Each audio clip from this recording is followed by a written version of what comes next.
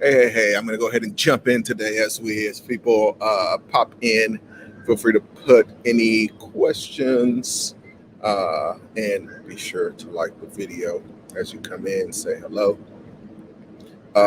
So I am very excited, headed up to Chattanooga for my grandmother's 90th birthday. So traveling a little bit right now. But I wanted to do a video on yield farming and DeFi. Some of you that are following crypto may have heard about the SEC threatening to sue Coinbase. So they're basically threatening that if Coinbase does something that really everybody in the industry is doing and allow people to lend assets in order to earn interest, then they're going to sue them.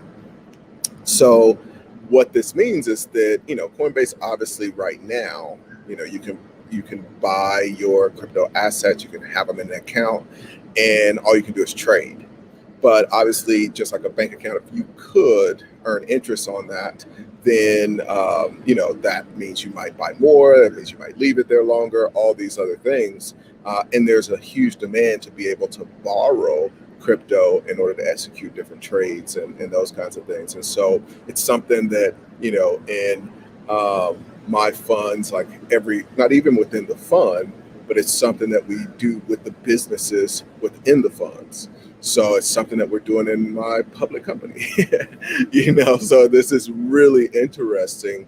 Literally, we have to report to the SEC what, we're making money in, and literally in this, we just had an audit call, and in the most recent report, we're making money from interest from this kind of platform. So if you're interested, by the way, in doing that, and I got to get on my game as far as even you want to get all the income you can, and so I got to do a better job like creating the affiliate links. But I'll just tell you guys, like, my favorite right now is BlockFi, to be able to get yield and interest on your crypto. So if you're going to buy crypto, I wouldn't leave it in. There's no point in leaving it in Coinbase. There are other platforms, Gemini's another one, but there are these other platforms where you can earn interest. So why would you leave? If you're going to hold the crypto, why would you leave it in a place where you're not going to earn any interest? And, you can earn up to 8%. It's a really great yield. Now, here's what's interesting about this whole thing. I've gone through the SEC process. The Coinbases, obviously, they're publicly traded currently. And it's just a tough process. The funny thing is, Coinbase is it would almost be like the star student, just the best kid in the class. Like, they have really just from the beginning done everything possible to be in line with every law that exists.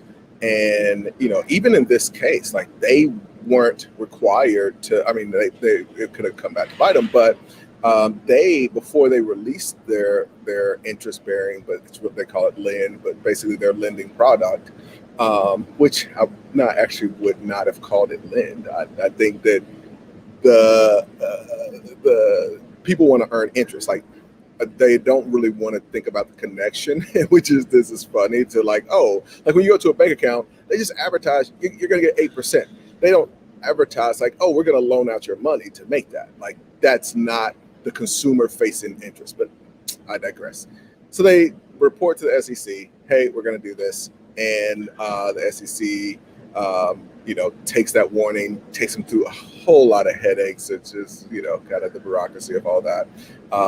Makes them subpoenas a bunch of other stuff. Comes back and say, no, we're not going to allow you to do it. And they're like, okay, why? Like, where are we breaking the law? Like, according to the law, this is everything that we've read, our attorneys have read, says that this is allowed. And the SEC is like, no, not going to tell you.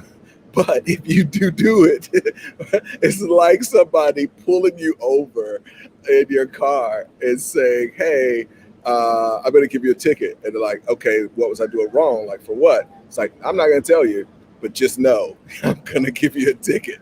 And if you do it again, I'm going to give you another ticket. So that whole thing is really interesting to watch. But here's where I think it's an interesting thing that's going to be a big opportunity. Is the truth is like the big rates that you can earn are earned in what's called DeFi. And if this is something y'all are interested in, I'll do some more videos on it. And just to give you a sense, like DeFi, the best way to explain it is really instead of a company like Coinbase being a company, um, everything within that company is programmed onto a blockchain. That's the easiest way to think about it. So instead of you interacting with Coinbase, it's just like Bitcoin, but it's everything within that company is just a automated program. Instead of there being a person that's deciding what to lend on, it's an automated program. And once that's built, just like Bitcoin, like they can't go after Bitcoin, they can't go after a Dogecoin, like they can't go after that thing because this is just a thing. It would be like trying to sue a mountain for being there because you've got to go over it. It's like, dude, it's just there. Like you can't do anything about it once it's created. Now you can get a lot higher yields. I mean, there's some that are obviously more risky. It's just like anything in life. But I have a good friend that has a platform and a basically a DeFi platform, and generating outrageous returns. It sounds so ridiculous. I hate to even say it, but like it's generating 600, 700% APY, which is very risky. I won't even like promote it here because like it's a very risky thing.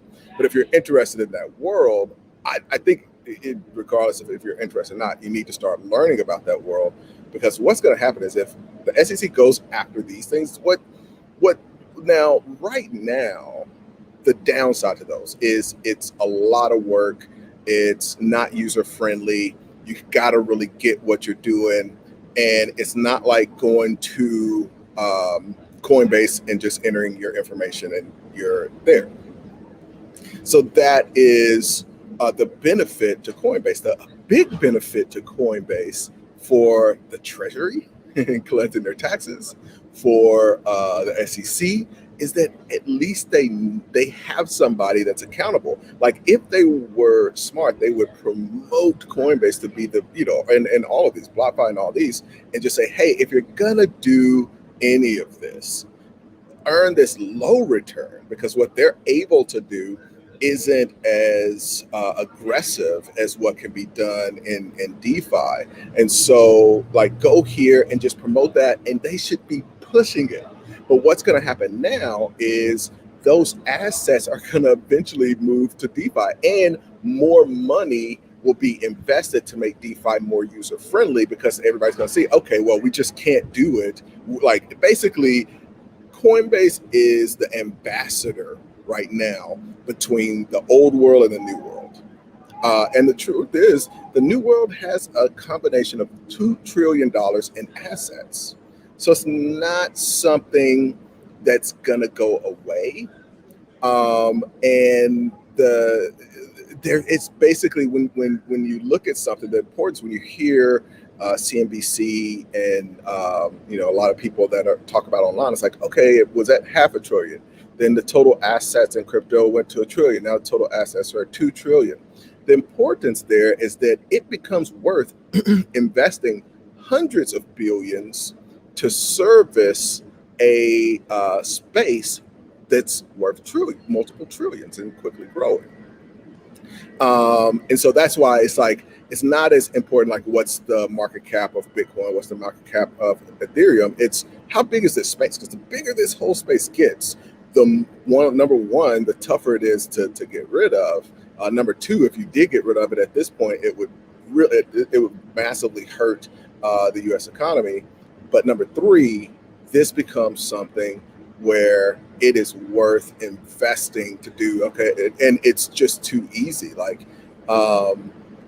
when you look at a platform like Aave, even if they can go and they could take down the website, but nobody owns and nobody really like there's nobody to attack to stop the stop people from using it and earning interest. They're like you can't really stop it.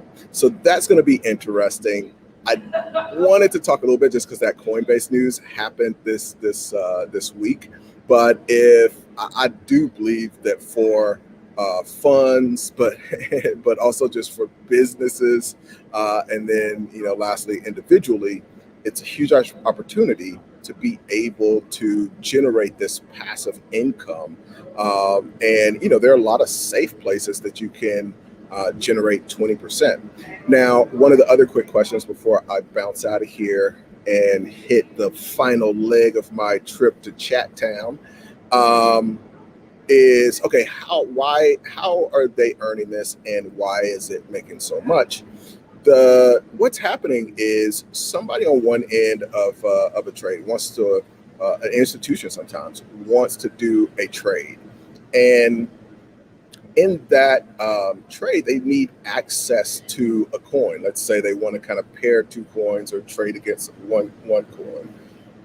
Instead of them using their money to buy all of that coin on one end and using their money to maybe even buy another one and try to trade those back and forth every time they want to make a trade. They've got to take cash from one thing and put it into another. What they can do is pay a fee to borrow that coin and not have to use all of their cash. And so so people are like, oh, like why? Where in the world are they getting this 30% yield? Like, how is that possible? Well, if you're somebody that's doing a trade and you see I can make a quick arbitrage trade and make 20% today. I'm gonna buy this at 9 o'clock. I'm gonna exit out at 12. I'm willing to pay 5% so that I can maximize my return on that trade. Let's say it's whatever, $100 million. I can pay a lot more money. And the interesting thing is that in most cases, it's not that they don't have any money. It's just that they have money in another crypto. So they could have money in something else and have that as the collateral. And they're basically borrowing against that, but also paying a really high fee. As things get more, which is funny, if things became more regulated and there became more access to funds, the rates would come down and it would be normalized. But right now you just have this arbitrage where everybody's trying to figure out what's legal, what's not. And so there's not a lot of consumer front facing access to this. Everybody has to go through kind of the DeFi protocols in order to access it. But right now, you still can go to BlockFi. You still can go to Gemini. You can earn really, in today's economy, it's literally five times what a bank is going to pay you, and you can hold those crypto assets, which I think for the long haul is important to have as a part of your portfolio. But keep in mind that it's not financial advice. It's just, some thoughts from a dude that has done some stuff. Cool. Let's bounce out of here. Hope y'all enjoying your Saturday and your weekend. And be sure to be sure to subscribe, hit the notification so you can pop in when I do these random lives. Oh, and let me know if this is something you'd like to talk more about.